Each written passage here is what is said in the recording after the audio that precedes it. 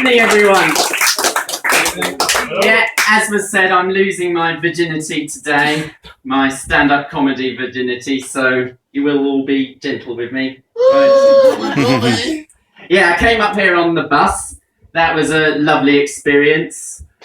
All the babies screaming, and all the screaming children, and the screaming parents, and those buggies. Do you think buggies give off a sort of pheromone? Because I swear, you get about 2 or 3 of them trying to get on the bus at once. Nightmare. No, but fair enough. Parents are people too. Children are people too. They should be allowed to travel. But there's one lot I can't tolerate. Have you ever asked someone to move up on a bus? And they don't. They won't move up. They'll turn around sideways. These tossers are so proud, they can't be bothered to move up next to the window. They expect you to squeeze past. And some of these people, I'm not being rude, but squeezing past some of these people's hips is, like, unbelievable. They are ginormous, like hippos. I also came up here on the tube and I had a couple of frights. I thought I was going to witness a suicide, honest, just for a split second. And I also discovered at the same time I'm subconsciously racist. Confused? Let me explain. The train was coming towards me. Normal, nothing unusual there. Then I see this man running alongside it, very close to it, like just a foot away. A bit dangerous, but, you know, it happens. He was Far Eastern. I'm sorry, but Far Eastern man running towards me, I just immediately thought suicide. I don't know. Maybe that makes me subconsciously racist. Now, I should tell you I work in the care industry with the mentally disabled people, and let me tell you, there's no group of people more patronised in this country. They are the most patronised. And I blame the Elephant Man. Not the literal Elephant Man. The film. Anyone seen it? Yeah. Mm-hmm. Yeah. You think it's good? Yeah. It's appalling, and I'll tell you why. At least Braveheart got the historical character's first name right. They couldn't even do that. He was called Joseph Merrick, not John Merrick. And it shows him being kidnapped and kept in a cage in a freak show against his will. It's bollocks. It was his business. It was his living. Yes, he did go abroad to Belgium, but only when they banned freak shows in Britain. And that's where he was robbed and lost all his savings. So thank you, Nanny State. That's another great favour you've done the disabled. Now, who here likes tramps? You should do. I'll tell you why. Next time your council tax doesn't increase, and you never know, it could happen, thank the tramps. They're the people who keep this city clean. If you want a clean city, just get thousands of tramps, ship them around. Who do you think picks up all the cigarette butts? Who do you think empties all the chicken and chip boxes? The tramps. If it wasn't for them, our council tax would be twice as big. We'd have to pay for far more rubbish collectors.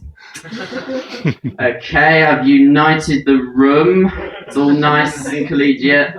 I don't like that. I hate it when everyone in a room agrees with each other. They're so polite that it feels fake. I need to split the room. Who here thinks men have it easier than women? Yeah, we do. We definitely do. Who here thinks women have it easier than men? Yeah. You're right. And I can prove it. Simple method. This involves tramps as well, don't worry. Go around your local area, count up all the tramps. Don't get too close, don't make eye contact, but, you know, count them up. How many of them are women? 3. Out of how many? 12. I've seen hundreds, and I think 2 were women. One of them looked like that woman from Mary Poppins who feeds the birds, and the other one, pretty enough, but she had about 25 red spots on her face. And that's a fact of life. When women are desperate, they can always find someone to give them somewhere to sleep. Not necessarily on their own, but swings and roundabouts. So, ladies, do you think we need a bit more chivalry amongst the men in this country? Do you think we're short of gentlemen? Yes. Short of chivalry? You're going to regret saying yes to that. I'm an historian, and The Book of Chivalry is very interesting, particularly for what it says about women. According to the Book of Chivalry, it's okay to rape women, as long as these knights aren't animals. They've got principles. As long as you win them in the duel, it's fine then. Obviously, if you don't win them in the duel, that's disgusting. Oh, by the way, that's just aristocratic women. I mean, working class peasant women, I mean, they're not even in it. They probably don't count.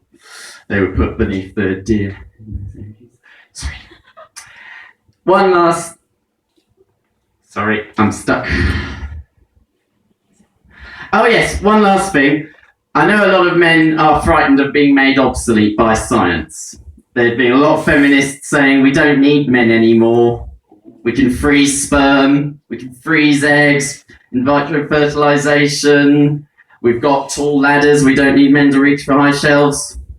Got bottle openers, we don't need men for that either. Got robots doing all the heavy manual labour, so we're pretty useless, right? No! You women still need men. I'll tell you why. Because dildos can't buy drinks.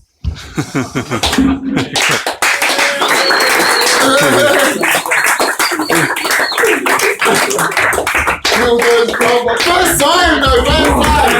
That's fucking obvious how to do it! You can't go to the last! Come on, come on!